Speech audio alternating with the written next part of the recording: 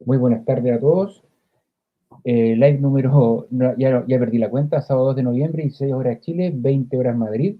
Buenas tardes, noche Miguel. Buenas tardes. Un gusto tenerte por acá. Saludamos a don Pato también en los controles. Buenas noches, Pato.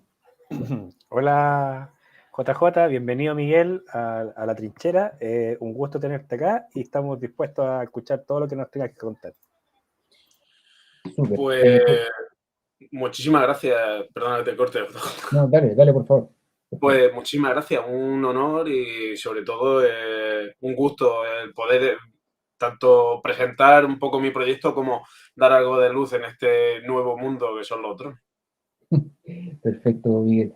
Como de costumbre, estamos saludando a la gente que se va conectando, a don Carlos Varas, a don Cero Nada, Rodrigo Varas, a Mr. BS, a Cristian Zuleta, Rodrigo Varas, perdón, lo dejé cabrero, mi FFG Razor, AT, Codecor y Víctor Giuseppi.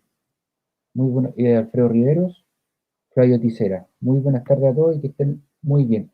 Bueno, Miguel, ¿por qué te contactamos? Porque en esta nueva, ¿cómo se puede decir?, tendencia de los drones, hay mucha desinformación, se comenta mucho que podrían cambiar todo lo que tiene que ver con la parte táctica de la guerra, eh, últimamente en el Nagorno-Karabaj y en Ucrania se ha visto bastante el desempeño de drones F, FPV y queríamos saber la impresión tuya respecto de esto, pero antes de ello, queremos saber un poco de ti para que Pues, nuestra gente te conozca, por favor.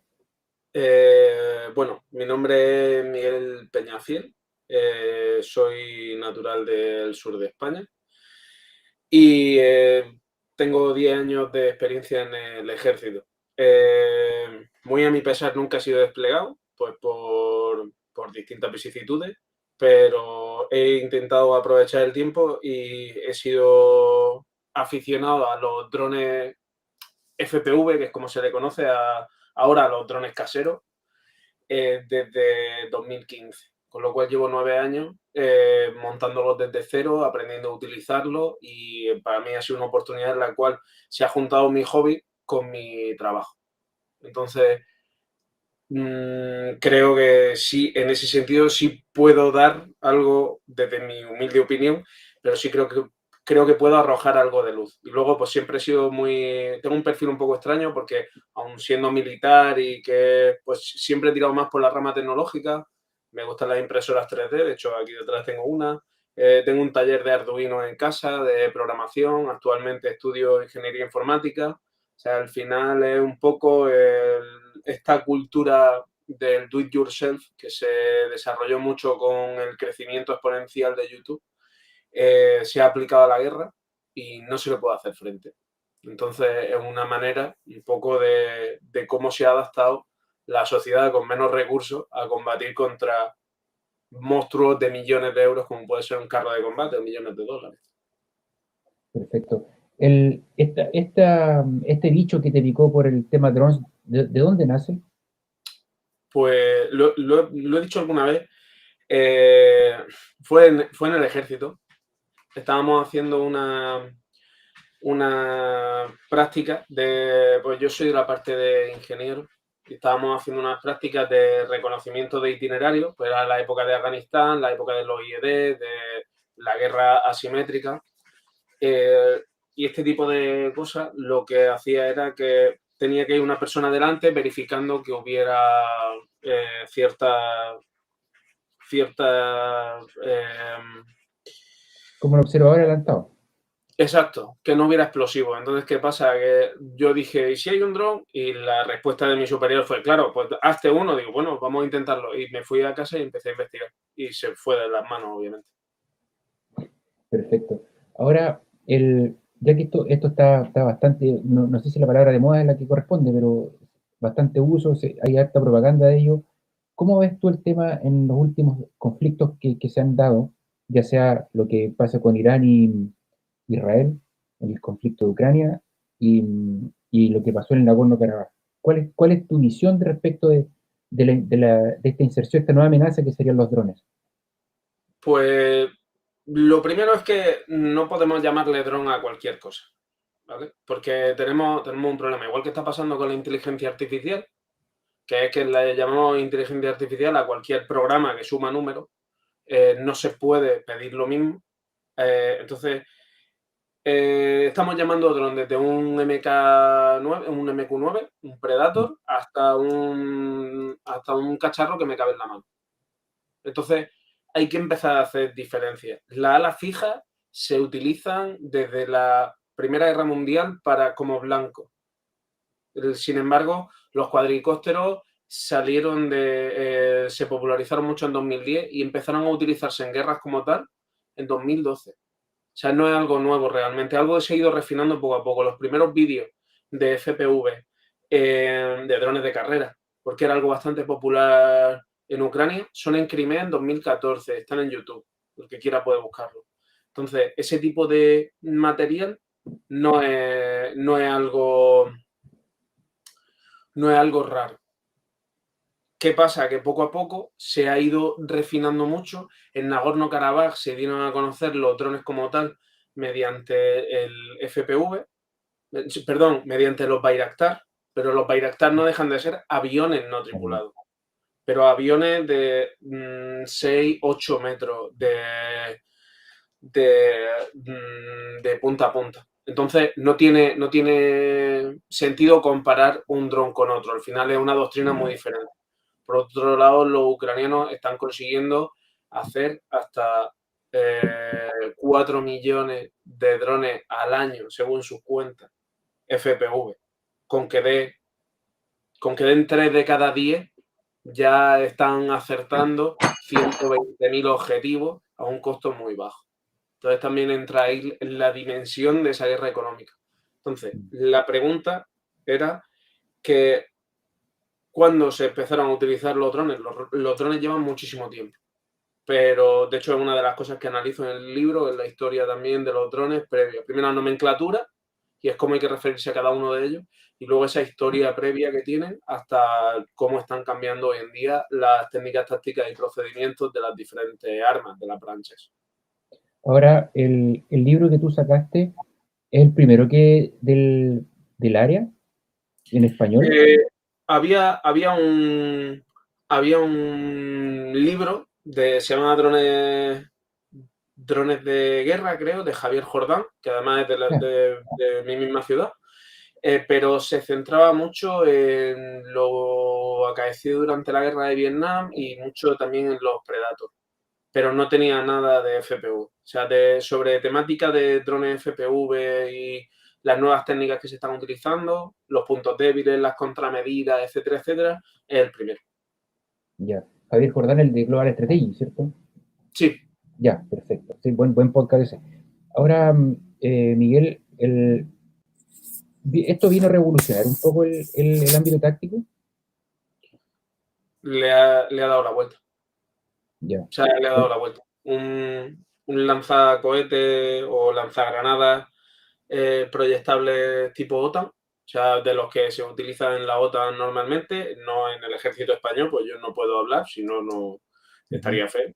Pero de los que utiliza a lo mejor Francia o Alemania o Letonia también, puede llegar a costar al cambio pues, 6.000, 6.500 dólares.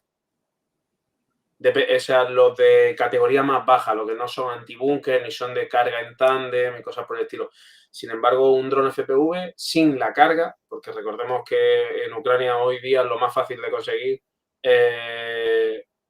son explosivos, porque las minas soviéticas, y digo soviéticas pues son las de doctrina soviética, pesan 8 kilos, cuesta 500 dólares. Entonces estamos hablando de que cada lanzagranadas son 13 drones. Y con un lanzagranadas con una sola carga, de un solo uso. O sea, el sistema completo. Pero, sin embargo, un dron FPV son 13 intentos que ni siquiera dependen del viento, sino que dependen más de la pericia del piloto al final. Ya, y esta revolución, por así decirlo, del tema de drones FPV, viene también, ¿cómo se podría decir? ¿Cómo lo ves tú que el tipo de persona que maneja, que que conduce, que pilota ese dispositivo, debe estar cerca o lejos del frente? ¿Qué tal la distancia? ¿Estamos hablando 20, 14, 15 kilómetros? Depende, todo ha ido evolucionando. O sea, recordemos que esto no deja de ser el hobby de los radiocontrol. Entonces, ese hobby ha ido evolucionando poco a poco. Al principio eran 500 metros, 1 kilómetro, 2 kilómetros. Fueron cambiando las distintas formas de comunicación del dron con la antena. También que no perdiera el vídeo, porque eso también es importante. Sin la cámara, el dron no tiene sentido ninguno. Entonces, están llegando ahora a dar aciertos de precisión entre 16 y 24 kilómetros. Ya. Ahora, ¿tú nos podrías explicar en qué consiste la operación de un dron en un terreno así como en Ucrania? ¿Cómo el operador dónde está? Si está al lado del mismo dirige o tiene una Pues, antena lejos. o sea, yo he estado hablando con personal que está allí desplegado, tanto ucranianos como voluntarios. De hecho, ya lo hemos estado comentando antes durante el predirecto, que es que pues, el libro al final fue una iniciativa mía, pero gracias a esto estoy conociendo pues, muchísima gente y de pronto pues, me escribió un señor de Ucrania y me dijo, oye, muchas gracias por darle la visibilidad de lo que estamos haciendo. Y digo, ¿cómo? Y dice, sí, sí, y yo soy este del libro. Y resulta que el libro había llegado a Ucrania, lo había llevado un voluntario español y en una de las fotos del libro salía salía una foto de la unidad. Y entonces tuve una videollamada con ellos de 3 horas y media, donde nos tomamos una cerveza tranquilamente y estuvimos allí hablando largo y tendido sobre qué es lo que hacían, cómo lo hacían, etcétera, etcétera. Tampoco se puede decir todo tal cual como lo hacen, pero básicamente detrás de un piloto hay mucha logística. O sea, allí de hecho prima mucho la electricidad. Más que las municiones, incluso prima más la electricidad, porque para hacer un blanco primero tienen que tenerlo localizado, etcétera, etcétera. Entonces cambia radicalmente la película. Luego también no hace falta estar al descubierto para pilotarlo, con lo cual se puede poner una antena, se puede tirar un cable, ponerlo en la casa de al lado, que sea donde si triangulan la señal hagan blanco en esa casa y el piloto está escondido en un bajo en otra casa o en otra calle. Al final no deja de ser el juego del gato y el ratón y es aquella guerra de tiradores que se hizo en la Segunda Guerra Mundial, sobre todo en el frente soviético, que de hecho hay grandes películas como Enemigo a las puertas, que luego lo han, o incluso también, por supuesto, por Semo Hayek y toda esa leyenda. Ahora está pasando con los drones. Entonces, ¿qué pasa? Que se están haciendo blancos. O sea, de hecho, entre ellos se denominan grupos de tiradores aéreos. Porque hacen disparos de precisión dentro de casa, pero no en la primera habitación, sino que entran y giran hasta la tercera habitación, que es donde está escondido el enemigo. Entonces, es otra vuelta más de tuerca a que ya esas técnicas tácticas y procedimientos de esconderse en la segunda habitación el tirador para poder tirar por la ventana, como hemos visto en algunas, pues en documentales, películas, etcétera, etcétera, todo eso ya se pierde, porque además la visión directa ya no tiene tanto sentido ni tiene tanta protección. Recordemos que un disparo de un fusil de precisión son 800, 1000 metros. Como mucho, o sea, luego hay más, obviamente, pero el fusil pesa mucho, la munición que lleva, el observador, sin embargo, el que está con el dron normalmente está calentito en una habitación muy preparada, donde tiene personas que le despliegan la aeronave en el campo de batalla. Miguel, perdón, quería comentarte también, y lo otro es que el equipo de tiradores escogido o francotiradores, dependiendo de dónde esté, también los desplazamientos del personal, porque muchas veces tienen que, claro, caminando. Sí, de hecho hay una cosa que está ocurriendo en este conflicto, que es que está habiendo una tierra de nadie de hasta 40 kilómetros de profundidad. Porque por la triangulación de señales, bueno, como la gente del canal lo entiende, porque ya he visto algunos de vuestros directos y sé que sois bastante más técnicos que la media, entonces la doctrina soviética, que se basa en la cohetería, se ha mejorado mucho con el paso del tiempo. Entonces, yo puedo, con una pieza ligera de artillería, alcanzo a 20, 30, 40 kilómetros fácil. ¿Qué pasa? Que con la triangulación de señales de hoy en día, En el momento en que suena una señal, ante la duda, me da igual que sea amigo o enemigo, eso no debe de estar ahí, ¡pum! Entonces tiran plomo. Entonces, ¿qué pasa? Que no solo son las patrullas a pie, sino que encima son las patrullas a pie e incomunicadas. Y están siendo auténticas guerras de patrullas donde la gente tiene que ir otra vez con brújula, porque el GPS, recordemos que es un sistema que también se detecta. Lo único que se puede encender ahí son los sistemas de Starlink, que es el Internet por GPS, porque tiene sus propios satélites, no es tan triangulable, pero todo eso barrido por el cielo, por ojo, que en Amazon cuestan 1.500, 1.800 dólares. Y Amazon llega al frente, porque las unidades se abastecen también de manera privada. Okay. Bueno, se nos sumó Francisco, que él es un geógrafo que también apoya el canal de nuestros panelistas, y en cualquier momento te puede hacer alguna pregunta. Hola, Miguel, Para continuar con lo que estabas diciendo, ¿cómo nos puedes explicar el sistema de contramedidas electrónicas? Bien en simple, pero para que nuestra gente entienda. Porque acá se piensa que, oye, ya tengo un dron, ya, pero yo sé que en unos años más vamos a sacar un sistema de contramedida y la gente usa el término freír el dron. ¿Puedes explicar en súper simple eso, por favor? Me alegra que me haga esa pregunta, porque la gente ha visto muchas películas de ciencia ficción y hay que bajar un poco el nivel. O sea, ¿se puede freír el dron? Sí, pero una pistola de pulso, una PEM, pulso electromagnético, que es lo que se denominaría, sería que acumula muchísima energía dentro de los diodos y la expulsa no como un láser, no es como Star Wars, etcétera, etcétera, pero le tendría que dar directamente al dron y causarle una sobrecarga de batería. Eso es lo mismo que pasaría con una bobina Tesla, por ejemplo. Al final es una energía que se desplaza por medio del oxígeno o del ozono, en el caso, cuando vemos los rayos.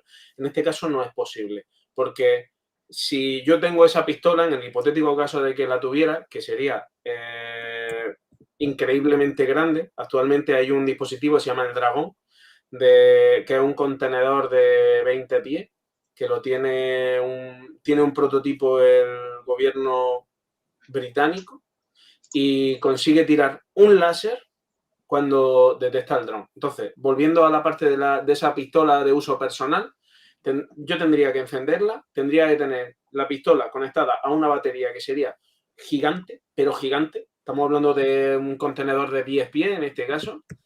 Cargaría todos los diodos y una vez tuviera cargados todos los diodos, cuando le diera, debería de funcionar bien, que recordemos que la tecnología, cuanto más la necesitamos, menos funciona, ¿no?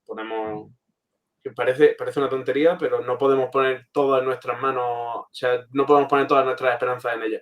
Con eso quiero decir que enfrente lo que tenemos es un sistema que cuesta 500 euros, o sea, 500 dólares. Entonces, el problema de que cueste 500 dólares es que pueden no tirar uno, sino tirar 100. Y tirando 100 todavía no llega ni al 1% del presupuesto que tienen ese tipo de sistemas. Entonces, si el disparo acierta, parará uno, pero no va a parar el resto. Por eso, una de las cosas que digo desde el principio es que las balas se combaten con balas y los drones se combaten con drones. No se puede... Claro, como lo hemos visto últimamente, drones chocando drones. Claro. ¿Bien te refieres a ese sistema, el que está en pantalla? Ese sistema es el Dragón. ¿Pero no es el mismo que mencionabas tú? Sí, el Dragonfire. Sí. Ah, ya. No es el mismo. O sea, por un lado he puesto un ejemplo con la pistola, con cómo sería posible crear esa pistola, que es completamente inasumible, y por otro lado lo que sería el Dragón. Ok. Ahora, Miguel, si nos puedes explicar en simple cómo funciona el tema de las contramedidas electrónicas para drones? Diferencia entre spoofing, jamming, por ejemplo. Pues, a ver, el spoofing sería confundir sería anular el GPS. Y el jamming, bueno, ahora mismo no recuerdo. Uno es confundir el GPS, decirle que está en otra posición, y el otro es anularlo totalmente. ¿Vale? Entonces, el más peligroso realmente es el que confunde el GPS, porque llega el momento en el que, pues, si a lo mejor está 200 kilómetros más al oeste, pues en dispositivos como puede ser el MQ9, el Predator, pues sí. Entonces, normalmente los drones se están rigiendo por un sistema de navegación, de un sistema de navegación físico, con carta y con brújula. Sobre la mesa se pone y entonces el observador, que tiene también una pantalla donde se reflejan las imágenes del piloto, va identificando los distintos accidentes geográficos y va haciéndolo por ahí. De esa manera no tienen necesidad del GPS, sino que van ellos pilotando pues, a la antigua. Es vuelo instrumental, se llama con referencia. en aeronáutica. No, se llama vuelo instrumental, con carta. Entonces, Miguel, ahora hay contramedidas para proteger. ¿Perdón? ¿Estás muteado, Francisco? No, está con volumen, pero muy bajo. Pregunta si hay contramedidas. Contra los drones, sí, dependiendo de cuáles, o sea, dependiendo del tipo. Por ejemplo, contra los Bayraktar, en la guerra del Nagorno-Karabaj, en los documentos bueno, documentos no, las lecciones aprendidas que luego se llevaron a cabo los estudios y sobre todo los divulgadores, pues de otros canales militares, las fuerzas azeríes, no, las armenias, perdón, las fuerzas de Armenia, que fueron las que sufrieron a los Bayraktar, una de las soluciones que encontraron fue hacer los despliegues muchísimo más grandes, muchísimo más anchos. De tal manera que cuando les bombardearan con las termobáricas desde los Bayraktar solo perdieran un vehículo, no perdían 4. O sea, ellos ya al hacer los despliegues contaban con que iban a perder gente sí o sí. ¿No es una solución? No, es un paliativo. Como dice Batallón Chacabuco, exacto, son los capacitores cuando hablo de diodos. Exacto. Aquí es que, por lo menos en España, los capacitores y los diodos no se diferencian, solo se diferencia el símbolo. ¿Vale? Pero el lenguaje no es un problema, se me ha entendido. Sí, perfecto. Y respecto a los drones FPV, por ejemplo, sí tienen algunos más, otro sistema. Ya. Ahora, mira, tenemos preguntas de la gente, ya están empezando a preguntar si puedes ir, por favor, respondiendo. Pato, la gente, acá de seleccionar. Dice don Atea, dice, buenas tardes, excelente invitado y tremendo tema, felicitaciones, muchas gracias a ti.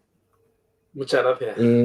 Mr. Bese, como siempre, trinchera muy buenos temas, bienvenido Miguel, por ti Miguel. Mr. Bese, ¿se puede aplicar drones de rescate? Pregunto por la situación de nuestros hermanos españoles hoy día. Totalmente. De hecho, me alegra de que me haga esa pregunta porque en una de las charlas que tuve la oportunidad de compartir con profesionales, uno de ellos eran de lo que aquí se conoce como protección civil. Protección civil es la parte enfocada a rescatistas.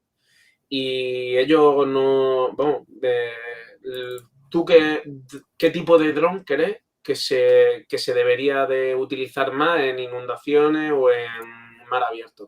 O sea, sí, como pregunta. Para vosotros, decirme, ¿cuál creéis que sería el más útil? Yo creo que el de... A ver, de mar abierto... Eso está difícil.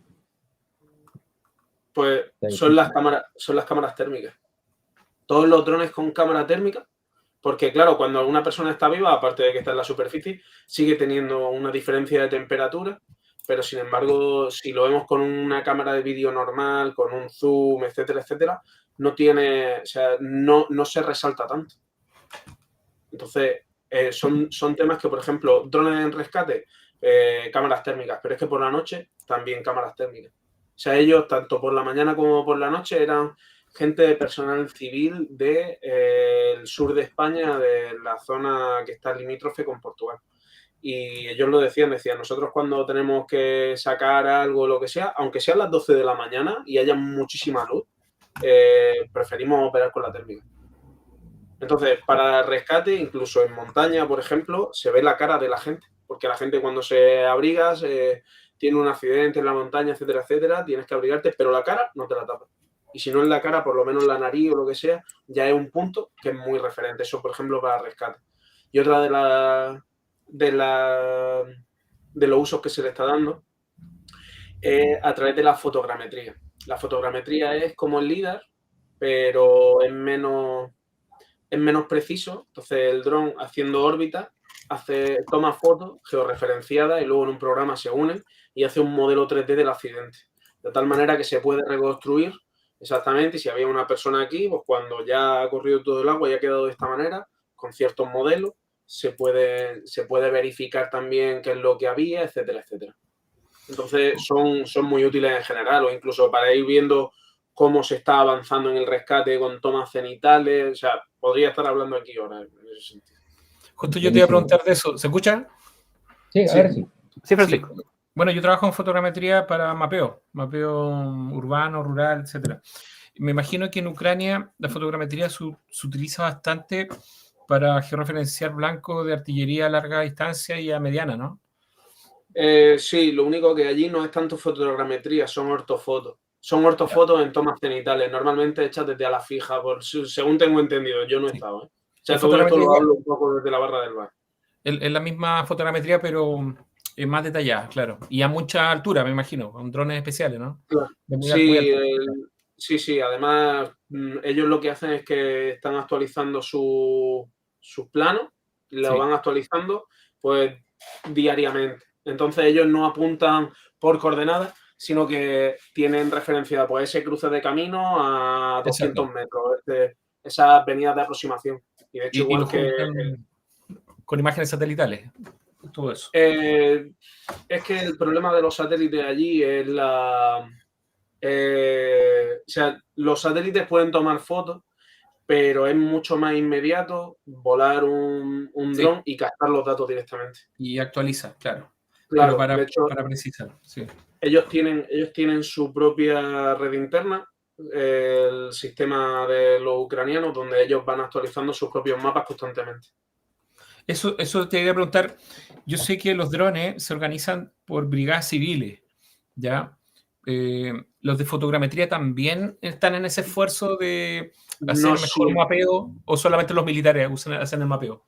No siempre son brigadas civiles. De hecho, tengo un capítulo del libro dedicado expresamente a las diferentes unidades que yo conseguí identificar. Al principio había 2 o 3 grupos de voluntarios.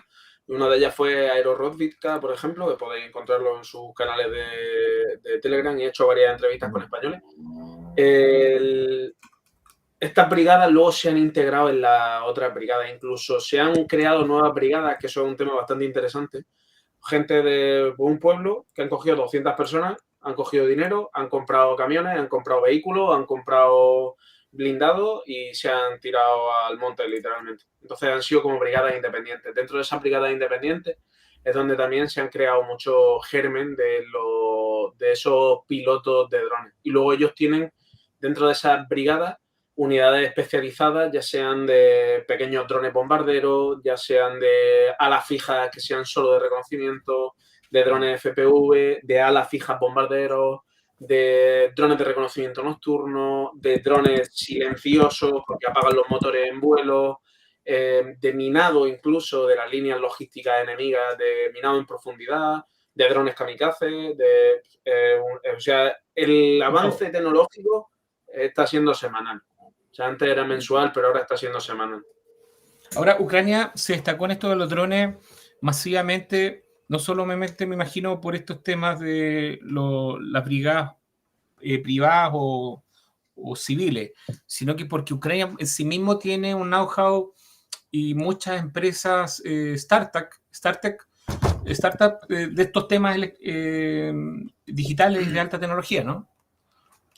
Ucrania, antes del Maidán, antes de 2012, allí ya se utilizaban, era muy popular los drones de carrera. Entonces, ese es el canal de Aerorobotics que estaba comentando. Los drones de carrera eran pues un deporte más, donde te construyes tu propio aeronave no tripulada y pues nada, lo pilotas hasta que lo estrellas, entonces tienes que arreglarlo y volver a hacerlo. Entonces había mucha cultura del do it yourself en ese aspecto.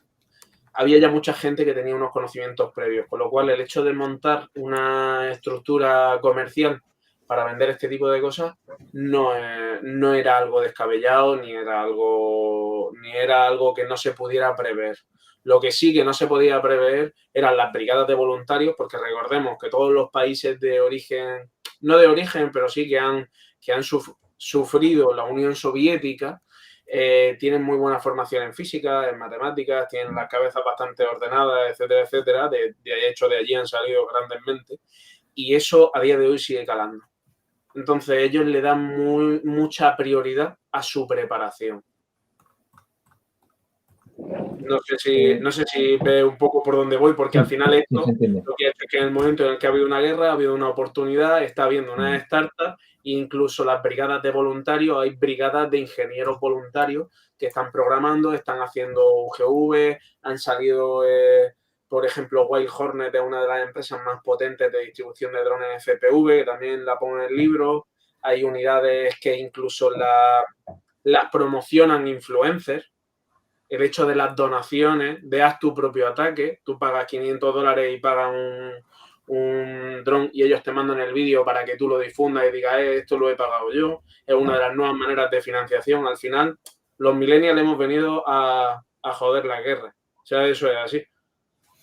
Ahora Ucrania tiene un historial de alta tecnología desde la Unión Soviética. O sea, claro, dentro de los países socialistas, ¿no es cierto? Ahí se hacían computadores en la década de los 60 en Ucrania, de alta tecnología. Claro. La cosa es que allí no están las fábricas. Las fábricas de drones, las fábricas de ensamblar piezas sí, pero lo que son las piezas como tal, pequeñas, las PCB, las controladoras de vuelo, los variadores creo que sí han empezado a poner allí empresas. Pero todo ese tipo de cosas tienen que importarlas. Perfecto. Dice, Atea dice, los drones de mercado civil, ¿les queda poco tiempo en la guerra moderna? Dice, ¿los drones militares tomarán la ventaja? Pues te voy a poner un ejemplo. ¿Cuánto le queda a las camionetas Toyota en la guerra? Bueno, ahí se utilizan aún. Tienen para rato. O sea, es una camioneta, las técnicas al final no deja de ser una camioneta Toyota civil con una ametralladora. Pues esto es lo mismo. Esto es una aeronave no tripulada que le ponen explosivos y tiran. Ya está. Y si ha dado bien... Por el costo, además. Claro. O sea, están haciendo operaciones que antes podían ser miles, millones de pérdidas sin contar con la pérdida de personal a un precio irrisorio. Entonces, luego aparte la poca adaptación de ciertas unidades, como por ejemplo pasó con los Spetsnaz rusos, que ya no se ven desde la toma de Gostomel, se quedaron todos allí en el aeropuerto. No se adaptaron bien y lo sufrieron mucho. Pararon, de hecho, la unidad esta de Aerorobotics fue una de las que hizo las correcciones de artillería. Pararon a todo el convoy cuando todo el convoy estaba desplegado, que iban a socorrer a los paracaidistas de Gostomel, fue cuando les bombardearon. O sea, estando una vez parado el convoy. Eso ya era, literalmente, ir punto por punto donde quiera. Perfecto. La otra pregunta, Pato, porfa. Dice don Flavio Tiseira, dice, los drones bolivianos que son de Irán, ¿qué capacidad tienen? Supongamos que son los Shahed. Los Shahed. Supongamos que son, si nos puedes precisar más o menos. Sí, aquí quiero también detenerme un poco porque la razón de que Irán desarrolle buenos drones es porque antes desarrollaba buenos cohetes. Irán recibió gran parte de su doctrina militar de la República Soviética, Y entonces la doctrina soviética es plomo por arriba, carne picada por abajo. Tenían un montón de personal y ya está, eso es lo que es. Entonces, en ese aspecto, lo que hicieron fue poco a poco ir mejorando la cohetería. Antes tiraban 10 cohetes y llegaba uno a donde tenía que ir, por eso tiraban mucho. Luego fueron afinando, fueron haciendo mejores cohetes y luego le pusieron alas y ahora esas alas pueden controlarlo. Entonces, al final, tienen un sistema de GPS por el cual van guiando los drones, los pueden tener en el aire, los pueden tener dando vueltas, los pueden tener, aparte, durante mucho tiempo en el aire, porque al final no deja de ser un rotor, o sea, es una hélice. Que además en los vídeos suena perfectamente como el zumbido, de ahí también un poco el nombre del libro, que es Zumbido de Guerra. Entonces, se escucha el rotor y es simplemente un rotor, una carga explosiva y una ala, con unos flaps para poder discernir dónde va y la posición GPS. Pero no, si te das cuenta, no tiene sistema de óptica. Son drones kamikaze exclusivamente que tienen un alcance de varios cientos de kilómetros. Ya. Ahora, esto, aquí la altura son como 4.000 metros que puede operar máximo de su techo. Depende, porque es que lo están modificando semanalmente. Es que si de pronto están sacando carros Leopard, las cabezas de los Shahed son cargas en tándem. No, y depende de la masa de viento del aire, porque si a 2.000 metros el viento ya es muy fuerte, olvídate, un dron mediano o pequeño no va a operar bien. Es muy importante el tema de las capas de nube y los vientos, los regímenes de viento. Pero el problema no es tampoco tanto el viento, creo yo, porque al final no deja de ser no deja de ser un modelo aerodinámico. Si no va por una corriente, irá por la otra. Ahí es donde entra la pericia un poco de los operadores. O sea, si Bolivia tiene drones de Irán, Bolivia tiene que hacer un aprendizaje de sus operadores que tiene que ser vastísimo, pero vastísimo. Entonces, no me preocuparía tanto de los drones, sino de realmente lo buenos que sean los operadores, porque al final yo le puedo dar a alguien la mejor ametralladora del mundo, pero si es ciego, no le va a dar a donde quiere. Ya, perfecto. Como el dicho, y disculpe, esto no es un comentario con una segunda intención, pero como el dicho, no es la bala, es el indio. O sea, no es la flecha del indio. Eso. Se dice mucho cuando se practica tiro. Totalmente. Claro. Dice Mr. BS, ¿qué tipo de entrenamiento o capacitación se necesita para operar drones militares? Depende, otra vez volvemos a que le llamamos dron a todo. O sea, depende del tipo de dron, pues si es, por ejemplo, un equivalente a un avión, como puede ser un Predator, pues sí se tiene que seguir un entrenamiento más específico, como además operan, o sea, despegan y aterrizan en aeropuertos, hay que saberse las normas de aeronavegables, hay que saber también de la performance de la aeronave, que se le llama, que es la parte de la construcción. Hay que saberse cómo manejar cartas náuticas para en el caso de que tengan que operar sin sistema de guiado. Y hay que conocerse las municiones. Por otra parte, un dron FPV, hay que echarle muchas horas a pilotar un dron de juguete para luego coger otro que tenga carga y estrellarlo.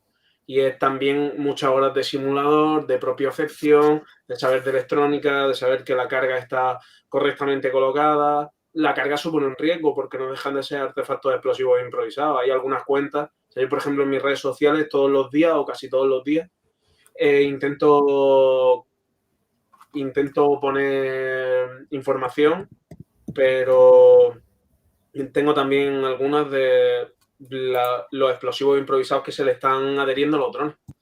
Y eso está siendo una barbaridad porque el día que haya que ir a quitar todos los explosivos que hay en todos los campos de trigo va a ser una locura. Pero una auténtica locura. Porque además es que si antes había 1000 tipos diferentes de minas y municiones, ahora hay que multiplicarlo por 10 porque se ha metido también las impresoras 3D. Pues se ha metido también toda esa toda esa forma que tienen los rusos de hacer las cosas tan simples y a la vez tan útiles, porque tienen una manera de construir las cosas bastante peculiar. Claro. Entonces, todo suma, o sea, todo suma. Entonces, al final, volviendo a la pregunta, ¿qué tipo de entrenamiento se necesita para operar drones militares? Depende, desde meses hasta, yo sé, por ejemplo, hay unidades de voluntarios de ucranianos que con 3 semanas de instrucción los mandan al frente y son útiles. Que otra cosa es también el nivel de utilidad que tiene. Perfecto.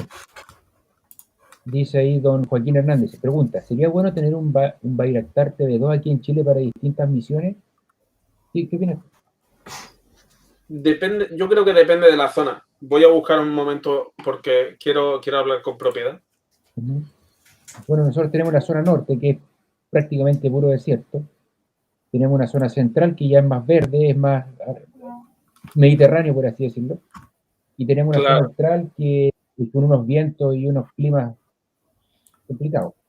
Es que la zona de Tierra del Fuego, Puente Arena y demás, nada. O sea, lo conozco porque tengo compañeros que han ido destinados a la Antártida y han estado en la zona haciendo escala en la zona de Ushuaia, pues ahí sería inviable. Por la zona del desierto del norte, probablemente sí.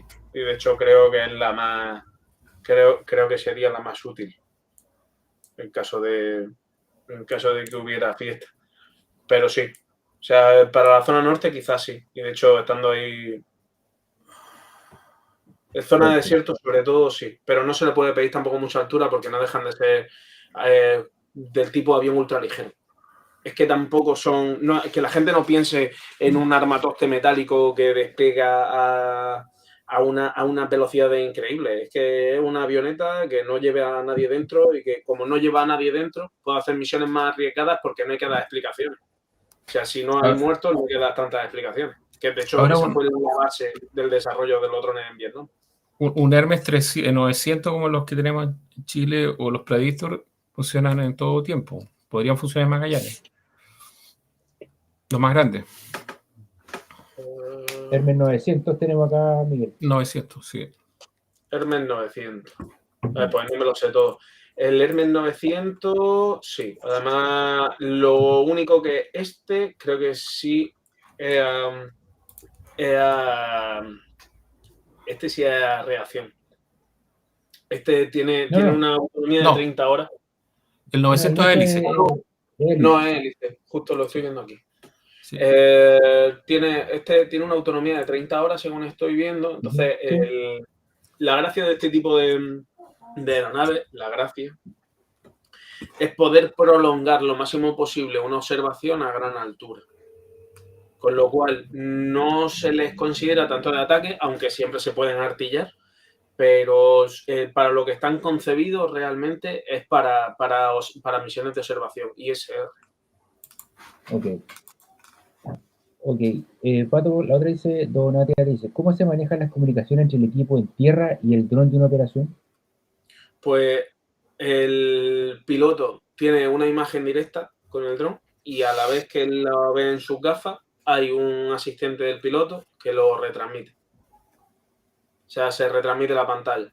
Entonces, al hacer un streaming, ya se puede hacer streaming a cualquier sitio y se dispara la comunicación hacia atrás. Normalmente, los drones que estamos viendo que están impactando son de cámara analógica, que son los que va perdiendo intensidad poco a poco la señal, como las televisiones antiguas, porque son cámaras más baratas y también hacen que cuando pierde intensidad de señal puede estar metiéndose en un campo de inhibición.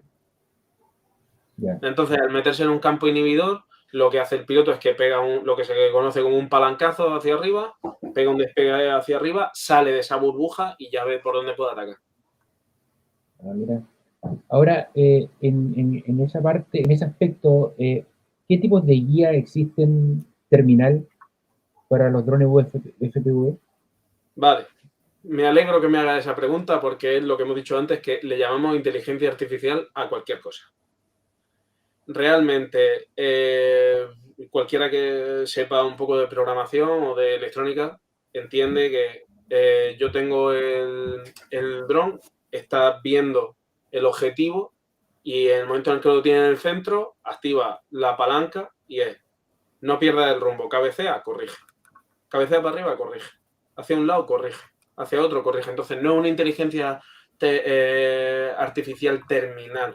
Es como una especie de autocorrector que puede estar mejor o peor, pero al final todas las placas de controladoras de vuelo tienen dentro un giroscopio de 3 ejes y luego tienen aparte otro digital que es lo que le dicen de 6 ejes, pero no hay 6 ejes para guiar, hay 3, el eje X, el eje Y y el eje Z. Entonces, al final están haciendo esas correcciones en base a esos 3 ejes para hacer esa guía terminal. Pero no, o sea, ¿hay sistemas de inteligencia artificial? Sí, pero esos sistemas requieren una conexión directa del dron con la IA. Porque si nosotros metemos un dron, que ya ha pasado con los rusos, que metieron una Orange Pi, creo, si lo metemos dentro del dron y estampamos el dron, pero el dron no revienta, entonces la hemos perdido. Y nos hacen ingeniería inversa y nos cazan nuestra IA. Y entrenar una IA es muy costoso. Entonces, no tiene sentido que un dron tenga dentro una inteligencia artificial, que es lo que está vendiendo todo el mundo, que vamos a morir todos y que nos van a matar los drones porque tienen propiocepción. O sea, Pero el manejo de drones a través de enjambres en red, ahí sí se utiliza IA centralizada, ¿no es cierto? Vale. En el campo de batalla. Con el tema de Miguel, los enjambres... antes, ¿podrías precisar la diferencia entre enjambre y ataque en masa? Porque ahí hay una confusión. El ataque en masa es que cada uno de los drones está manejado por un operador. Y el enjambre, digamos que se maneja solo. Eso. Pero el problema de ese tipo de ataque, ese tipo de enjambre, la gente no lo ve. Si tú no puedes tener más de 8 drones pilotados de manera independiente en el aire. Por la banda de datos. Por la banda de datos que se procesa. Sí. Entonces, ¿qué es lo que hacen? Los programas. Nosotros hemos visto esos espectáculos de luces y sonido con los drones. Entonces, eso le llaman enjambres. Pero no deja de ser... O sea, dron 1, primero ponte aquí, luego ponte aquí, luego ponte allí. Dron 2, primero ponte aquí, luego allí y luego allí. Y encima aquí ponte naranja, aquí ponte azul y aquí ponte verde.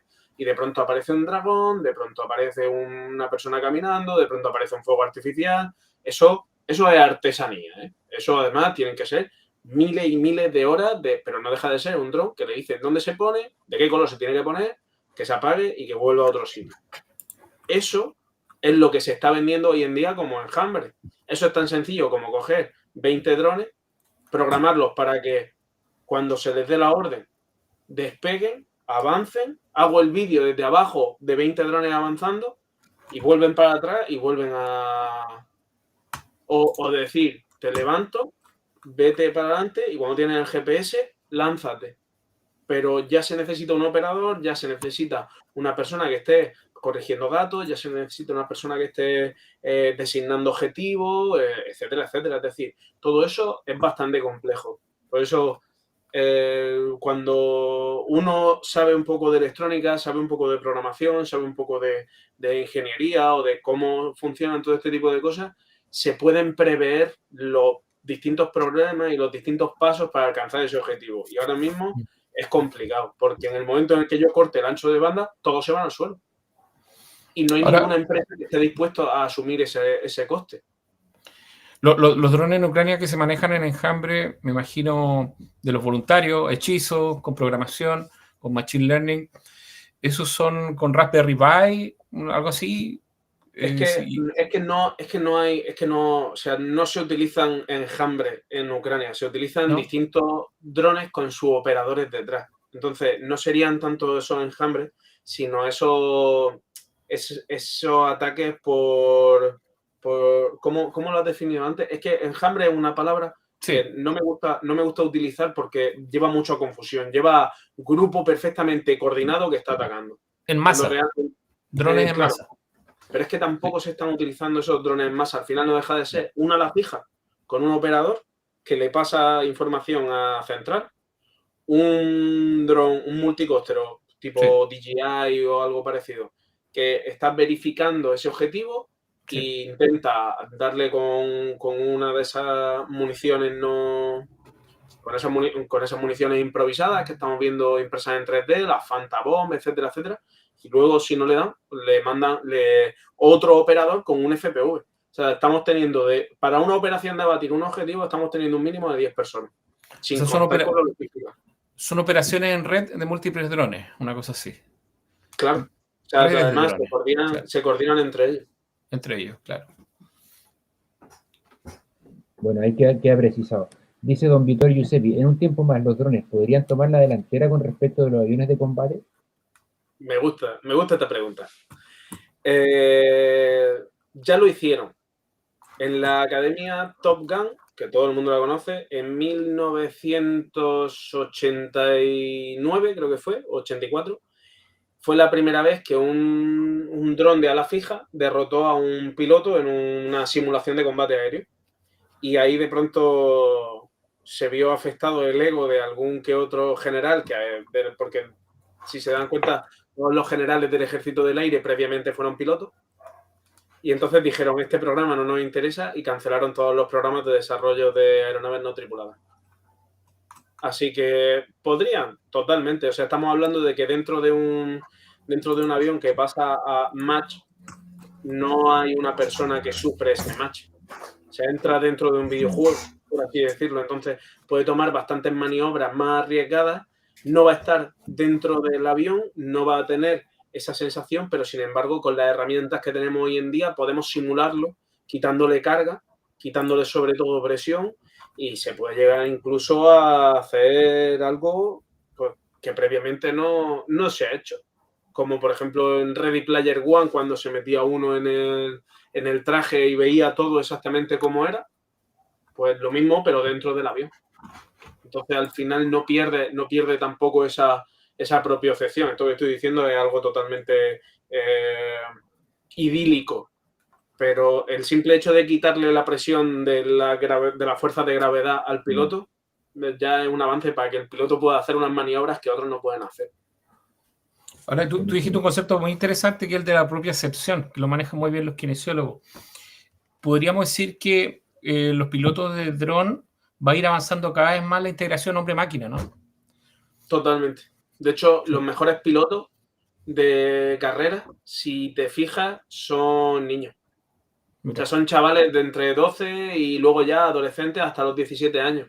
Porque cuando empiezan muy chiquitos, empiezan con 10, 11 años, pues porque estoy hablando de los que yo he conocido personalmente.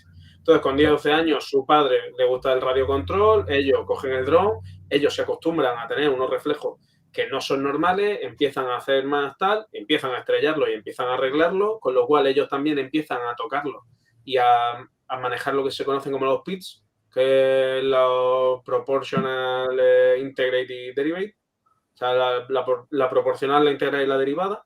Entonces, al final empiezan a darle ese toque que a ellos les gusta y tenemos campeones del mundo con 15 años. Y la inteligencia espacial y de navegación le fluye mucho más a estos niños porque tienen el cerebro en esa función, en la función de integrado con la máquina, ¿no es cierto? Prácticamente como si fuera su cuerpo. Sí, es como, por ejemplo, si tienes algún conocido que es camionero, que es taxista, alguien que lleva un vehículo durante mucho tiempo, ya llega un momento en el que es como si estuviera andando. Claro. Pues estos chavales, lo que pasa es que han estado pilotando mucho tiempo. Y cuando no están pilotando en la calle porque hace mal tiempo o lo que sea, se ponen con el simulador. Claro. Así es. No estamos muy lejos de Evangelion, entonces. No, ese tipo de integración. La verdad es que no. Estamos muy viejos para Evangelion, pero sí. No lejos. No lejos. Oye, dice ahí Mr. BS, drones que yo sé que esto ya lo comentaste, pero si lo puedes volver, ¿drones que se vuelen solos con IA existen? A ver, ya lo he dicho antes, que el concepto de inteligencia artificial está muy denostado porque al final no existe, o por lo menos todavía no se concibe que exista esa AGI, esa inteligencia artificial que engloba todo, que lo mismo reconoce voz, que vídeo, que conceptos, que relaciona. Tenemos inteligencias artificiales muy específicas, como pueden ser pues, modelos de lenguaje, como está siendo ChatGPT, o está siendo pues, los llama. Luego, por otro lado, tenemos más específico, aunque ya a ChatGPT se le ha integrado reconocimientos de imágenes, que ha sido a través de, ¿cómo se llama el modelo de OpenAI? Me acabo de... El GPT. No, el de OpenAI tenía un modelo propio de imágenes. Ah, sí, el multimodal de GPT-4. Pues lo han integrado directamente con ChatGPT, o sea que al final lo están intentando hacer. A tomar decisiones, perfecto. Para eso habría que coger un modelo y entrenarlo con muchas decisiones previas. Entonces, eso se podría hacer para una batalla de infantería perfectamente. ¿Por qué? Porque se han recreado muchas ya. ¿Se podría hacer para una batalla de aviación? Bueno, pues se han recreado muchas. Pero ahora mismo, a drones que vayan a atacar, se puede hacer, pero no hay tanta información, porque al final un modelo de inteligencia artificial se crece conforme más se le alimenta. El hecho de que pueda tomar esas decisiones con modelos de ala fija, hubo un experimento, hubo una prueba en Estados Unidos donde a un modelo de lenguaje se le fue preguntando, creo que fue un modelo de lenguaje, se le iba preguntando, llevas 4 aviones y estás escoltando a tenemos que ir a hacer la misión, etcétera, etcétera. Creo recordar que estaba integrado. El caso es que se le dio la orden de volver sin haber abatido a todos los enemigos. Y cuando volvieron a la base y estaban aterrizando, todo esto estamos hablando de un modelo virtual, no es un modelo real. Cuando volvían a base, sí, simulado, abatió el piloto. Porque su razonamiento es, el piloto me ha dicho que no abata a los enemigos y mi misión es abatir a los enemigos para proteger el piloto. Así que para proteger el piloto tengo que matar al piloto. ¿Vale? Entonces, ¿qué pasó? Que corrigieron eso, le dijeron no pueden matar al piloto, cuando estaban aterrizando, en el siguiente derribó la torre de control. Por eso digo, es como, a ver, no quiero ser mal hablado, pero es como un niño toca huevo. Al final va a buscar siempre las vueltas para conseguir ese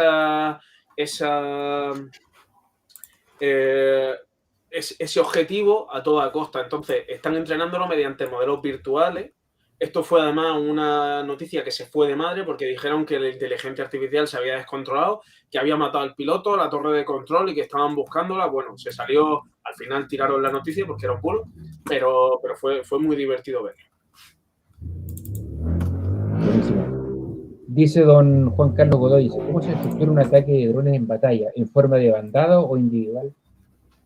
A ver, yo personalmente no he estado allí, vuelvo a decirlo, pero normalmente se utilizan los drones como se utilizaría una carga explosiva de un HIT, un High Explosive Anti-Tank. O sea, se utilizan más, pues, los carros de combate nunca han estado preparados para un ataque desde el aire, porque no se le iba a pegar nunca desde el aire, siempre va a ser un carro ataca a otro carro. Entonces, al final, lo que se ha hecho es que se les mete dentro de lo que se conoce como la Santa Bárbara, que es ese anillo sobre el que discurre la torreta, y eso no se puede fortificar, entre comillas, porque al final no... si eso se fortifica, impide el giro completo de la torreta, y eso es lo que está haciendo que salte por los aires. Luego también está pasando que los drones se pueden colar dentro, porque están viendo vídeos, yo tengo algunos subidos en mis redes sociales. Luego también se han visto otros que se ponen en la parte de abajo, que es donde tienen la munición los carros, los T-60, no sé, T-60 y muchos, yo ahí ya me pierdo, los carros no son lo mío, pero se está viendo cómo están poniendo a prueba bastante la industria armamentística de todos los países. Entonces, al final, se están utilizando más individualmente y para objetivos concretos.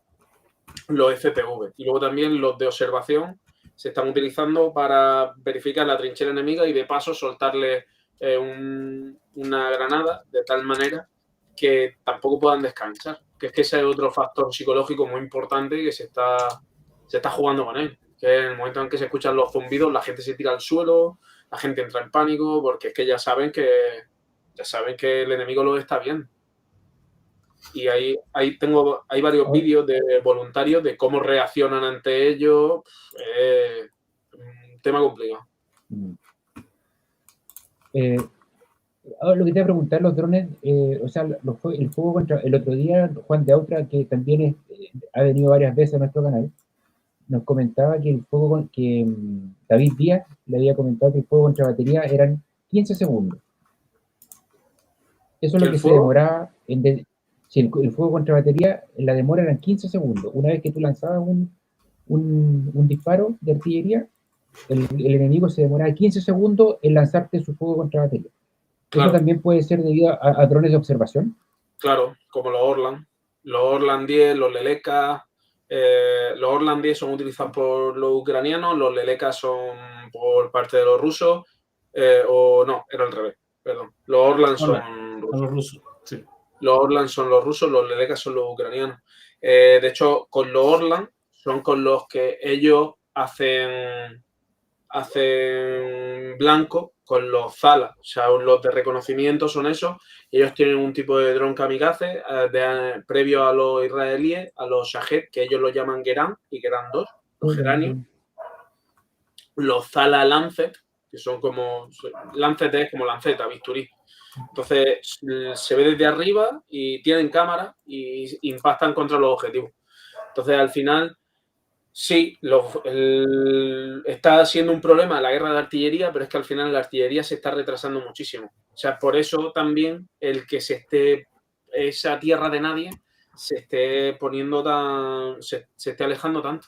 Estamos teniendo ataques, yo no, pero se están dando ataques a 150 kilómetros del frente. O sea, se están minando líneas logísticas con drones. Y o sea, antes se minaban con los clústeres. Se tiraba una munición, se tiraban desde bombas de aviación, etcétera, etcétera, con sus municiones o incluso con minas y se minaban las minas logísticas enemigas. Pero ahora se va con un dron, se tiran 10 minas a esperar que cuando vengan con agua, con comida, con lo que sea a la trinchera, revienta. Y a ver quién se mueve. Entonces, eso también está siendo quizás ¿sabes? Me voy a escuchar mucho decirlo, pero es otra vuelta más de tuerca que añade más presión que al final hará que reviente. Perfecto. Don Alfonso Silva dice, ¿por qué se están haciendo más necesarios los drones filogueados, al menos en la guerra de Ucrania? Por los métodos de inhibición. ¿Las contramedidas? Las contramedidas activas de electrónica, porque hay contramedidas activas. Estas son contramedidas electrónicas. Si nos acordamos de las televisiones antiguas que teníamos que mover la antena de vez en cuando para no ver tanta nieve, que se les decía, entonces se recuperaba la señal. En este caso lo que se hace es que al carro se le pone un emisor más potente que el que lleva el dron, de tal manera que lo que hace es que pierda esa visión. Entonces, claro, el piloto no puede verlo y al final acaba impactando donde no tiene que impactar. Entonces, por otro lado, eso es uno de los grandes logros de este tipo de guerra, ¿no? Que al final los carros soviéticos con una antena de televisión y una batería y un tal, están consiguiendo quitarle la imagen en los últimos momentos y por eso también están evitando esos impactos de la Santa Bárbara, etcétera, etcétera. Buenísimo. ¿Cuánto, porfa? Harta gente está preguntando, ¿eh? Muy bien. La pregunta de los drones filoguiados, perdón, es que tengo una publicación de hace poco en Instagram, en redes sociales, donde se ve cómo pasa por encima de un coche que tiene esa antena inhibidora, un dron filoguiado, y impacta en el carro que hay delante. O sea, para que se vea que al final evade esas medidas.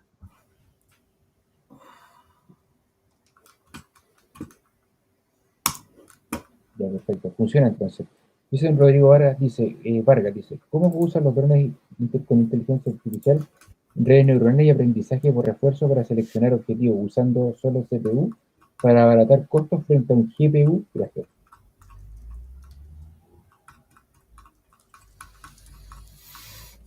Perdón. No sé, o sea, ahora mismo ese tipo de tecnología solo se está entrenando. No se están poniendo en práctica, o por lo menos, o sea, la designación de objetivos es desde el punto de vista visual. En el momento en el que se ve en la imagen el objetivo, se intenta poner en el centro, se acoge con el con el cuadrado y entonces ya es esa designación que hemos hablado al principio del podcast, pero no es con inteligencia artificial como tal, no es hago un vuelo, veo 12 o 13 objetivos y van directamente hacia allá. Esa tecnología todavía no se pone en práctica o no se hace porque la mayor parte de esos objetivos son móviles. Entonces, no sería un ataque parecido a los que haya hecho Irán a Israel con los Shahed. O sea, tendrían que tener un dron, pues por ejemplo, como como el Hermes, todo el rato monitorizando esos objetivos para poder acertar. Sí, ahora yo creo que la pregunta va por si la IA se está entrenando con CPU o GPU. La respuesta es que no, es que es muy poco eficiente con CPU. Ya casi ninguna inteligencia artificial se entrena con procesadores, sino que con procesadores gráficos GPU. Son mucho más eficientes para entrenar los algoritmos. Los CPU no tanto. Yo creo, o sea, es que hay que discernir mucho entre el entrenamiento, pero ya he dicho que las inteligencias artificiales embarcadas no tienen sentido. No tienen sentido porque en el momento en el que entrena, o sea, en el momento en el que la pierda, te hace la contra y se quedan con tu inteligencia artificial. Entonces, la inteligencia artificial no va a ir embarcada dentro del sistema. Sí. Pero puede recibir las órdenes de la central, sí, que tiene inteligencia artificial. Eso sí. Claro, entonces la inteligencia artificial está dentro de la central. Entonces, en el momento en el que pierdo el dron, pierdo un cacharro que cuesta 500, 700, $1.000, pero no pierdo todo el entrenamiento, más aparte toda la infraestructura para alojar una IA, que estamos hablando de un servidor volante. Claro, en resumen, si quieren entrenar inteligencia artificial en sus propios computadores, tienen que comprar GPU, más una CPU potente. Pero si la GPU no, es imposible, es muy poco eficiente. Buenísimo. Alfonso pregunta, ¿se siguen viendo drones de DJI en Ucrania en las masas que se veían al principio, entendiendo que el software lo controla China, aliado de los rusos? Pues sí, la verdad es que sí. Se siguen viendo bastantes drones de DJI y de hecho se siguen viendo, lo único que al principio, durante el segundo mes, los ucranianos tuvieron un problema y es que DJI, al ser una empresa china que entra dentro del eje de Rusia, le fue filtrando información. De hecho, eso lo cuento en el libro y lo bautizo como el DJIazo, porque empezaron a filtrar la información no solo de dónde estaba el dron, sino de dónde estaban los pilotos. Entonces, claro, si a los 15 segundos de la pieza de artillería, tal, si encima tengo la posición exacta del piloto, le doy antes. Entonces, hasta que no consiguieron hackear el sistema y meterle ellos sus propias coordenadas y su propio... Fue una auténtica debacle. O sea, estuvieron durante varias semanas sin poder utilizar drones y perdieron mucho personal. Pero ahora ya ellos han hecho su propia versión del firmware y no mandan información a los servidores. Ok. Don Pato. Pregunta Coder. Dice, ¿qué tal la calidad de las baterías chinas en drones? Todo sale de China. O sea, no puedo decir ni bien ni mal. O sea, todo viene de China. Es como, ¿qué tal la calidad de...? Da igual. Todo viene de China. O sea, y si no viene de China, viene de otro sitio. Lo único que las baterías de los drones tienen una cosa peculiar y es que están divididas en celdas. Entonces, las que son de polímero de litio, de la lipo que se conoce, hay que respetar mucho los ciclos de carga, etcétera, etcétera, porque deflagran. O sea, si no se les trata bien, deflagran. Y eso es que salen ardiendo. Y es un problemón cuando sale ardiendo algo y hay una munición al lado y hay un dron de por medio y sobre todo si nos pilla a nosotros cerca. Entonces es una de las cosas que hay que tener cuidado. Bueno. Please, Pato. Dice nuevamente Codecore, ¿sabían que en las AFU, operar militares de drones, no recomiendan para nada componentes chinos en los drones? Esas son las brigadas de Ucrania. Sí. O sea, lo mismo, pero ahora creo que ha salido una empresa de motores de drones en República Checa. O sea, el coste de esos motores es muy elevado. El coste de los variadores, bueno, se puede hacer el variador, pero es muy elevado. O sea, ellos de hecho se siguen nutriendo de esas piezas y China ha bajado la calidad para aumentar esa producción. O sea, ya no, o sea, va a sonar a persona mayor, pero la calidad de los drones ya no es la que era en mis tiempos, cuando yo compraba en China. Pues todo al final hemos empezado nuestro hobby comprando en AliExpress, en Banggood, en Alibaba, etcétera, etcétera, porque son los componentes que aunque me tarde un mes en llegar, como yo sé que tengo, pues me compro 4 que me salen al mismo precio y por el envío y se acabó. Entonces al final siguen saliendo de allí, aunque los componentes hayan bajado esa calidad debido a la gran demanda por la guerra. Pero DJI la mantiene, se supone, dentro de los civiles. DJI mantiene su calidad y de hecho la ha aumentado. O sea, recordemos que esta guerra a DJI, si fuera una empresa occidental, sería de las más potentes. O sea, sería la Nvidia. Sería Nvidia 2. Sería la Nvidia voladora. Exacto. A todo esto compren acciones de Nvidia. O sea, no es tarde. La otra Pato Blitz dice don Julio Núñez, ¿los sistemas APS son suficientes para detener un dron actual? ¿Cuál es el sistema APS? O sea, por las siglas a lo mejor no lo sé. ¿Puede buscarlo? Los sistemas activos de los tanques, de presión activa.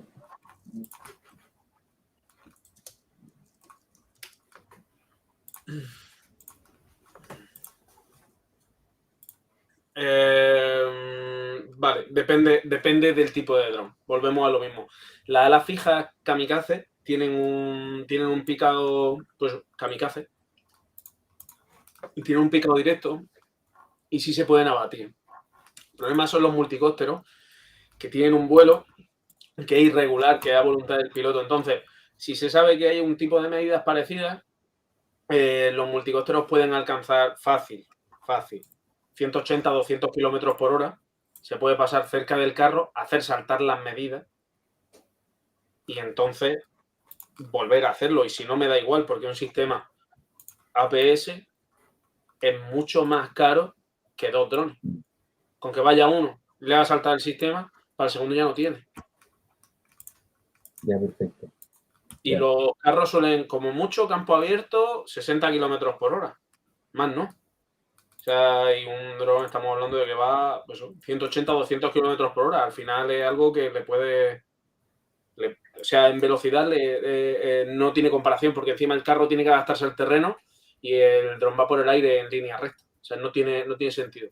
No tiene sentido hacer ese tipo de comparativa. Ok, King Kasma dice, hola King, pregunta, ¿Ucrania está creando muchos drones FPV con 3D, con impresora 3D, bajando el costo de estos aparatos como vemos en el uso de las 3D impresoras en la creación de sistemas de guerra a futuro? No solo está bajando el coste de los drones, sino que también está bajando el coste de la munición. O sea, ahora mismo están cogiendo las minas soviéticas son de un explosivo bastante estable, las cortan en 8 e incluso las funden. O sea, hay algunos vídeos en Twitter donde se ve que las cuecen en ollas y luego cogen latas de Coca-Cola, se ve perfectamente cómo hacen los explosivos, y las rellenan, les ponen las colas impresas en 3D para estabilizarlo en el aire. Y de una mina que se han encontrado, que puede que ni siquiera sea de su ejército, si no está trampeada, que es otra de esas manías que tienen los rusos con los campos de minas, sacan 8 municiones. Porque las espoletas también se consiguen relativamente fácil. Entonces, al final, hay un montón de archivos de 3D por Telegram, por tal, que son para eso. Buenísimo. Mr. BS, ¿cuáles son las implicaciones éticas en el uso de drones para ataques a distancia y la reducción de la presencia humana en el campo de batalla? Pues, ¿cuáles son las implicaciones éticas del uso de un explosivo volador? Es que ahora mismo es algo que es muy nuevo, es algo que es muy... no sabría decir. Y luego también esto es una cosa que me gusta recalcar.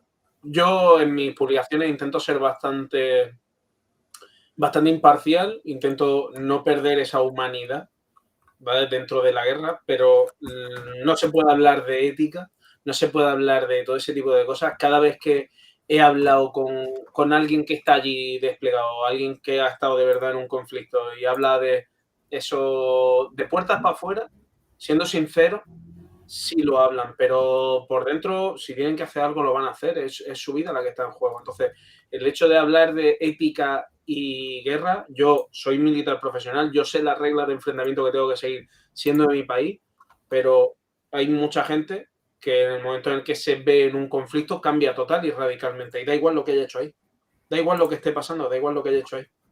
Entonces, implicaciones éticas, no lo sé, que lo decida la gente que de verdad legisla ese tipo de cosas. Yo en mi caso soy técnico, soy profesional de esto, pero no es mi campo. O sea, tampoco prefiero no mojarme en ese tipo de cosas porque al final, ¿que es ético dispararle a una persona? O sea, según la ley depende si está vestido de combatiente, si no. El otro día, por ejemplo, enseñaba un vídeo donde un FPV alcanzaba a una persona que iba en moto y todo el mundo diciendo, ¿crimen de guerra? ¿Por qué? O sea, si está vestido del bando contrario, yo le puedo hacer blanco. Claro, es un objetivo, pero es que no tiene armamento, da igual, pero es un objetivo militar. Y si lleva un mensaje que es clave para el desarrollo del conflicto, ¿qué? Entonces, es un tema demasiado complejo como para tratarlo más. Hay que profundizar más y sobre todo creo que no estoy lo suficientemente preparado para contestar algo de este tema. Perfecto. Don Pato dice, Don Quincasma dice, pregunta, cada día los drones kamikaze están siendo bajados con sistemas de guerra electrónica, por ende cada nuevo dron necesita mejor protección ante aumentando sus precios, dejando de ser barato.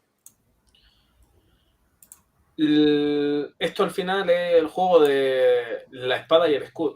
O sea, hay un escudo más grande, entonces hacen una espada más grande. Entonces hacen un escudo más grande y hacen otro dron más grande. Entonces, luego otra cosa es que los sistemas de guerra electrónica pueden parar uno, pueden parar dos, pero un sistema de guerra electrónica que baja drones no puede parar, por ejemplo, un mortero.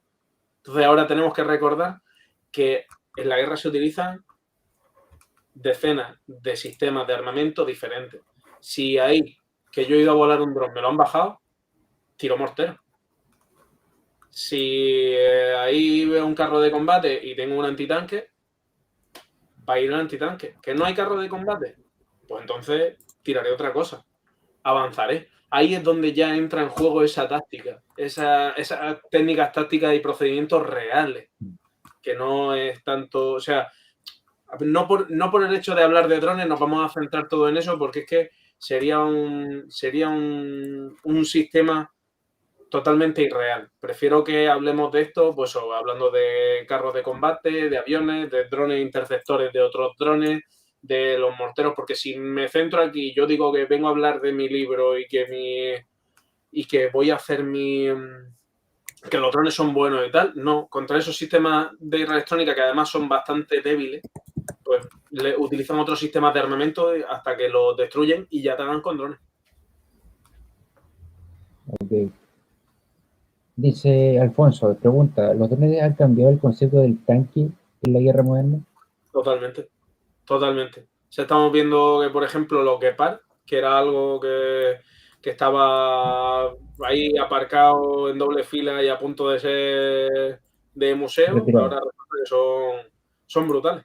Pero es que además, encima de plataformas tipo M113, pues van de lujo.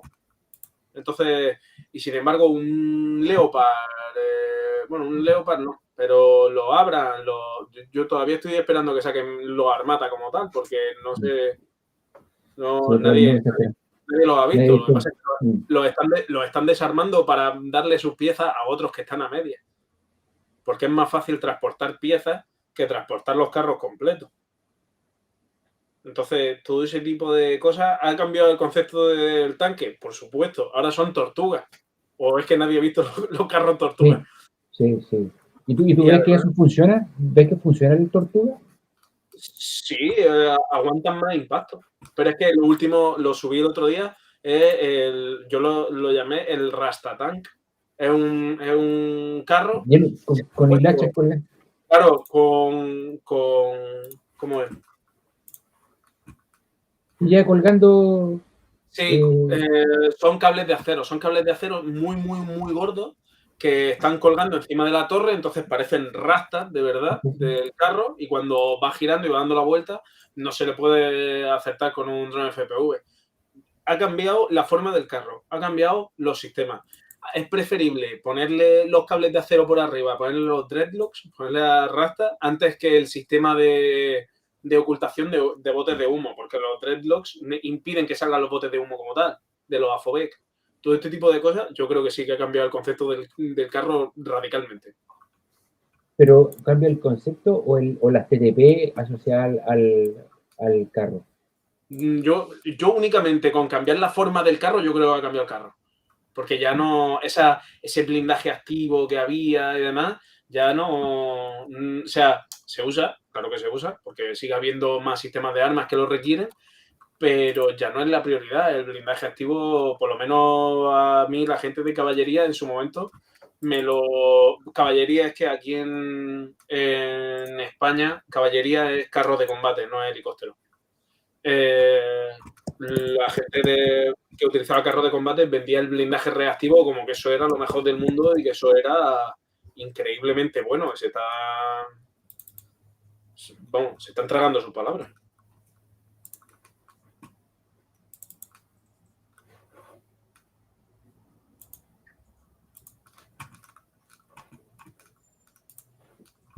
Dice, King, que esa pregunta ya la respondió delante King. ¿Ya? King colabora bastante con el canal, pregunta siempre y está bastante interesado en los temas.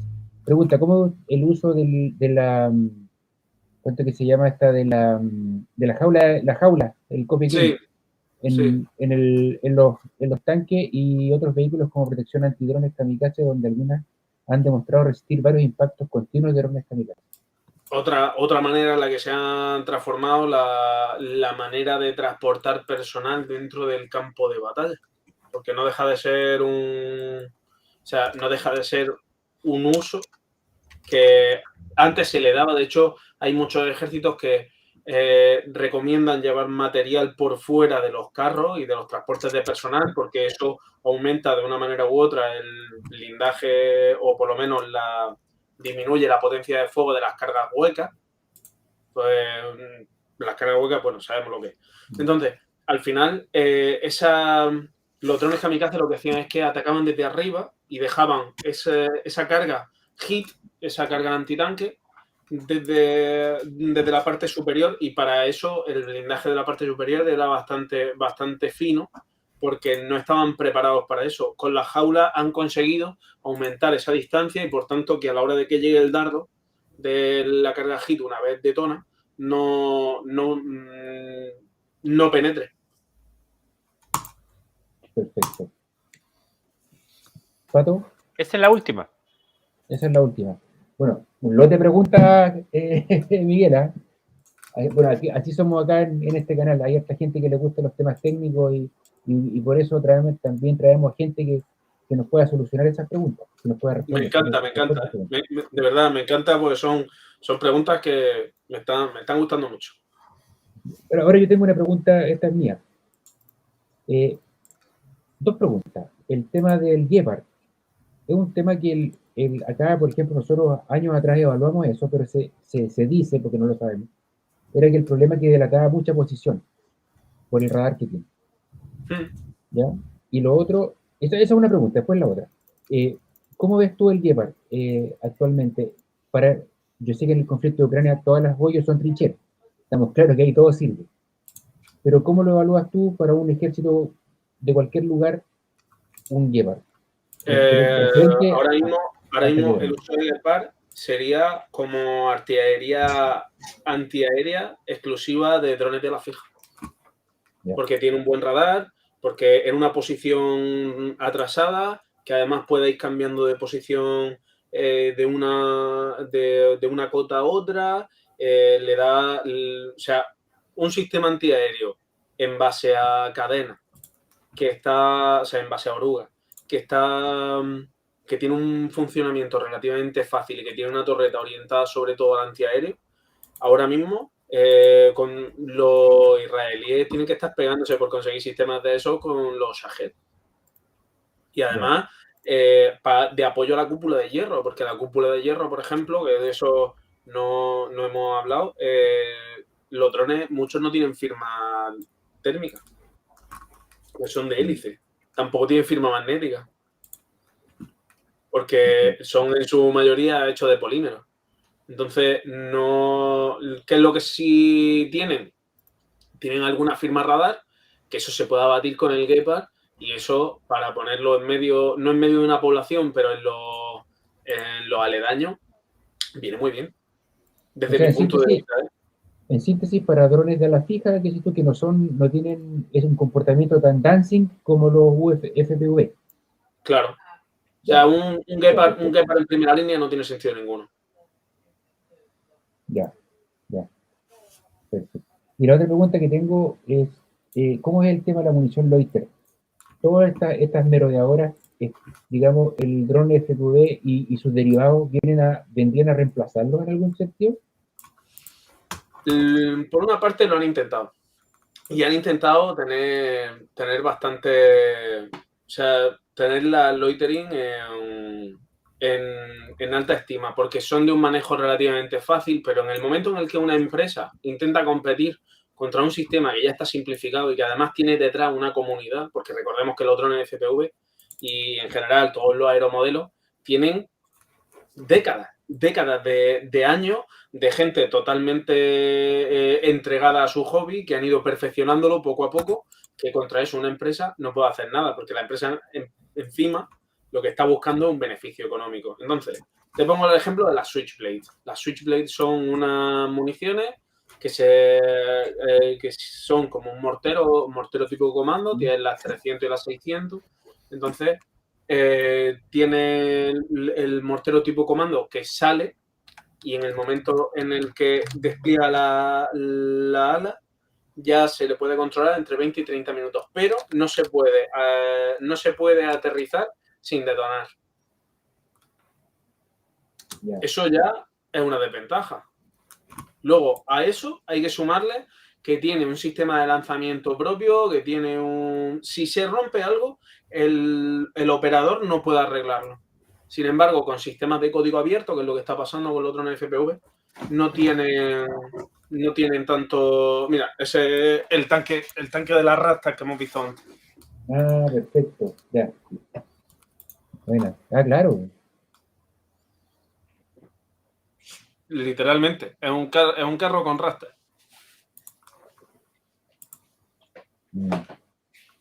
Claro, son cables de acero ahí puestos. Donde tengo más material en Instagram. En Instagram suelo subir cosas a diario. Yo tengo allí más conocido. Perfecto. Estábamos hablando del tema del loitering. Pues la munición en loiter al final estamos abocados a cogerla porque las grandes empresas seguramente copen el mercado en ese aspecto y obliguen a los países a comprarles, porque no dejan de ser las mismas que le suministran munición, las mismas que le suministran sistemas de armas, sistemas de radar, etcétera, etcétera. Entonces estaremos abocados a comprarles, pero la loitering no tienen la versatilidad que puede tener esos drones FPV. De hecho, hay algunas rusas que son pequeños morteros que despliegan drones FPV. Tengo subido también material haciendo el análisis sobre eso. Sí, recomendamos las cuentas de Miguel, en este caso un Dios de Guerra, porque son bastante interesantes. Como comentaba recién en Instagram, prácticamente a diario estás compartiendo material. Y para todos los que son frikis de este tema, les va a interesar bastante. Pato, habían aparecido un par de preguntas más. Ahí está, Rodrigo Vargas dice, ¿cómo se están usando los otros drones de relay para extender los rangos de otros drones y que no sea afectado tanto por la guerra electrónica? El relay se está utilizando no tanto para combatir la guerra electrónica, sino para extender el rango. ¿Vale? Entonces, yo tengo aquí el operador, despliego un primer dron donde tiene un emisor y un receptor de vídeo, porque lo más complicado realmente es el vídeo, puesto que es el canal que más pesa. Entonces, una vez se tiene ese dron despegado con ese receptor y emisor, entonces se utiliza otro. Y entonces ya lo que hace es que le emite a y rebota la señal al operador. Entonces se le pone el rango al doble de... Pero vamos, eso se lleva utilizando mucho tiempo en muchísimos sistemas. No es algo nuevo y de hecho es algo que en 2018 se hacía entre la gente del radio control para llegar a más distancia. Perfecto. ¿Pato? Dice Quincasma, pregunta, con cada nueva tecnología como son los drones kamikaze, pronto llegará su verdugo y volveremos a la casa del gato y el ratón. ¿En cuántos años veremos que los drones no son una prioridad? Pues yo por mi parte lo desconozco, pero creo que es un sistema que ha venido para quedarse. O sea, al final es como la ametralladora del siglo XXI. O sea, había mucha gente que no, las armas de fuego no son honorables, no tal, perfecto. ¿Dónde está esa gente? Ya está, no pasa nada. Pues lo mismo pasa con esto. Es algo que ha salido nuevo, es algo que tenemos que tenerlo en cuenta, sobre todo los profesionales que nos dediquemos más al mundo de la defensa y de la seguridad. Tenemos que saber que este tipo de amenazas existen, que las están utilizando tanto ejércitos como grupos terroristas. Todo el mundo tiene acceso a ella y es algo que si todo el mundo tiene acceso a ella, lo primero tenemos que saber manejarlo porque si no, no vamos a saber combatir. Ok. Francisco, ¿tú tienes algo que precisar o preguntar? No, en realidad está muy bien todo, se maneja bastante bien el tema de los drones en Ucrania. Yo ya había visto los programas que había hablado, sobre todo el tema, me interesó mucho el tema de los brigadas civiles que se organizan, incluso hasta por familia y todo eso. Así que excelente, nada más que agregar. Perfecto. Vamos a las últimas preguntas que están por ahí, Pato, dando vuelta y continuamos, por favor. Creo que están todas ya. Las pasamos todas. Ah, súper. Súper. Oye, anduvimos súper rápido, ¿eh? Bien preciso todo. Bueno, Miguel, yo ya te hice las dos preguntas que tenía ahí dando vueltas hace rato y que las tenía reservadas. ¿Tú, Francisco, igual estás ok? Sí, bastante ok. Ya. ¿Don Pato? Yo estoy procesando toda la información recién. Sí. Mi procesador está echando humo. Es súper entretenido el tema. Es un tema que está hoy en día en todos lados, todo se habla y distintas aplicaciones, no solamente en la guerra. Y sí, súper interesante. Súper interesante. Doy las gracias a Miguel también por visitarnos y bueno, que un poco esta es la comunidad que tenemos, el tipo de preguntas y el tipo de directo que hacemos. Yo me encanta y si algún día quiere eso, tiene alguna otra cosa para poder hablar de este tema, tanto de drones, impresoras 3D, algo también de temas de inteligencia artificial, etcétera, etcétera, pues al final son los campos que a mí me gustan por hobby. O sea, yo sigo formándome por mi cuenta para poder dar un poco de más calidad a la información que divulgo. Así que si algún día necesitan cualquier cosa o tienen más preguntas, pues... Podríamos invitarlo, JJ, para la próxima de geointeligencia y inteligencia con inteligencia artificial para la ciberguerra. Pero lo que pasa es que nosotros tenemos un desfase, tenemos un desfase con Miguel que son de 5 horas. Las horas, entonces, sí. Tendría que ser en la tarde. Nosotros, claro, nuestro horario, claro, tendría que ser un día en la tarde. Ahí, pero ahí lo podemos coordinar. Si fuera fin de semana, como por ejemplo ahora, no importa. O sea, podría intentar adaptarme si no estoy trabajando. Perfecto. Ahí dice Carlos Vargas que nos diste una clase magistral. Comparto la opinión. Miguel, antes de proceder a cerrar, para la gente que se quiere iniciar en el do-it-yourself del dron, ¿qué recomiendas tú? ¿Qué paso seguir? ¿Ver algún cursillo por ahí? ¿Tu canal de YouTube que tenías tiempo atrás con el que iniciaste? Sí, yo empecé, en parte fue... En parte fue el principio de la divulgación. Aparte para dar a conocer el tema, hice un canal de YouTube que se llamaba De Cero a Dronero. También fue para intentar no olvidarme de todos estos conceptos, que la gente me siguiera preguntando, y entonces al final no conseguí... O sea, la gente empezó a preguntarme para cometer delitos. Entonces me empezaron a preguntar, hola, quiero llevar un dron que lleve 3 kilos y que alcance 16 kilómetros, que justo además es la distancia que hay de España a otro país que tenemos al sur, y que pues 3 kilos son mucho dinero, y que entonces ya saben cómo va el tema. Entonces dije, o sea, encima siendo militar y tal, porque he estado un poco avispado, pero le respondo y me meto en un lío. Entonces lo dejé aparte y seguí formándome por mi cuenta, pero al final hay muchísimo contenido en YouTube, hay muchísimo contenido, muchos foros, muchos canales de Telegram. Más que un curso, yo animo a la gente a que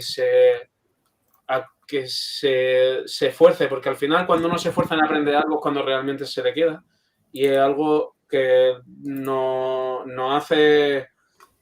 si te compras un dron y lo estrellas, estás abocado al fracaso porque no vas a saber arreglarlo. Ahora, si lo haces desde cero y lo estrellas, vas a saber por dónde se ha roto y vas a saber arreglarlo. Entonces, el do it yourself yo creo que es de las partes más importantes en el hobby, y luego la aplicación que está teniendo es increíble, porque el que sabe llevar un dron FPV, un DJI es un juguete para niños, aunque valga 60.000 euros, da igual.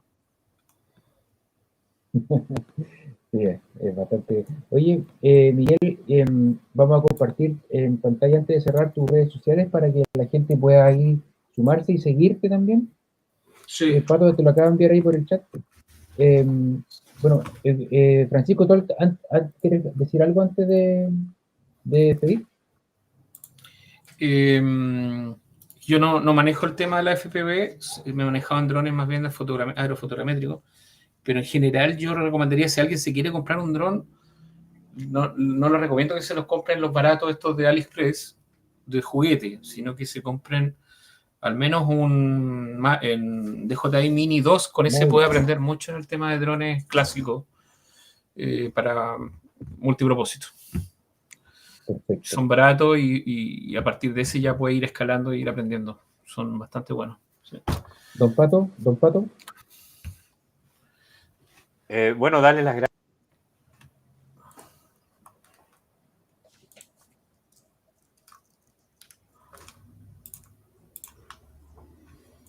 Yo me caí, parece, ahí volví. Sí, no se cayó Don Pato, parece. Sí. Ya. Ahí sí. Ahí está. Dejarlo invitado a Miguel, darle muchas gracias por habernos venido a visitar al canal y dejar amarrado otro live el día de mañana, a lo mejor sí, con una temática similar. Y es un tema que está súper de moda, por decirlo de alguna forma. Muy buen tema en la trinchera. Sí. Oye, Miguel, antes de proceder al cierre, bueno, darte las gracias, igual que toda la gente que es la comunidad que nos acompaña siempre, todos estos temas bastante interesantes, bastante en boga, pero quería que nos quedáramos 5 minutos después que terminemos para coordinar el tema del libro, para ver si podemos hacer un encargo de varias unidades. Entonces, ahí para si te puedes quedar un par de minutitos, por favor, ¿vale? Sí. Además que también hago envío a Chile del libro. Aprovecho un poco para dar un poco de... Tengo la página zumbidodeguerra.com y es una página que el libro lo escribí yo, lo edité con un amigo a media, lo imprimí en una imprenta, pero la cosa es que ha sido un proyecto personal, no tiene editorial. La página web también la he hecho yo, al igual que empecé yo haciéndome los drones, he acabado yo haciéndome los libros, he acabado haciendo el sistema de distribución, los envíos, todo. Entonces, la gente que lo compre, que sepa que está tratando directamente con el autor y que todos los beneficios que se recaudan pues vuelven otra vez porque para el filamento, para la impresora 3D, para seguir haciendo pruebas, para seguir, por ejemplo, ahora compré un par de detectores para seguir obteniendo material relacionado con el mundo de los drones y poder seguir humildemente investigando en mi casa para poder traer mejor material. O sea, al final es una manera de subvencionarme el hobby a base de dar un servicio a la gente pues que no sabía que quería. Muy bien. Gracias, Miguel. Muchas gracias. Como te decía, nos quedan un par de minutitos en el cierre y dejamos a la gente invitada para lo que es el próximo directo que hace. Miércoles a las 20. El lunes tenemos el canal paralelo nosotros de Realpolitik, que también va a estar interesante el lunes, 22 horas, y los dejamos invitados a todos para que se suscriban y le den like a nuestras redes sociales y también a las de Miguel. Así que muchas gracias a todos y nos vemos en el próximo episodio. Hasta luego, nos vemos, gracias. Chao. Nos vemos. Un gusto. Chao, chao.